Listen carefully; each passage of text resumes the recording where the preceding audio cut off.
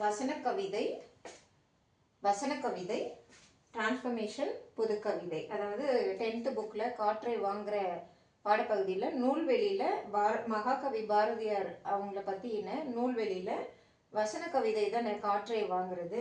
வசன கவிதை புதுக்கவிதை வடிவம் எப்படி எடுத்தது அப்படின்னு சொல்லிட்டு பார்த்தோம்னா, யாப்பு அப்படின்னு சொல்லிட்டு ஒரு இலக்கண முறை இருக்கு. அது உணர்ச்சி பொங்க தான் பாடுவார் இல்லையா மகாகவி பாரதியார். எப்பவுமே பெண்களுக்கு நடக்கிற அநீதி, சமூகத்துல நடக்கிற அநீதி எல்லாம் உணர்ச்சி பொங்க தான் பாடுவாரு. அந்த உணர்ச்சி பொங்க பாட்டு எழுதுறதுக்கு தடையா இருந்த யாப்பு என்ற இலக்கணத்தை கிராஸ் மார்க் பண்ணியிருக்கேன் பாருங்க. இதை எடுத்துட்டு யாப்பு இலக்கணம் இல்லாம வசன கவிதையா இருந்தத புது கவிதையா மாத்தினவர், அறிமுகப்படுத்தியவர் பாரதியார் தான்.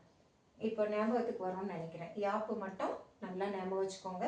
அது இல்லாம எழுதுறது தான் புது கவிதை. பாரதியார் தான் அறிமுகப்படுத்தினார்.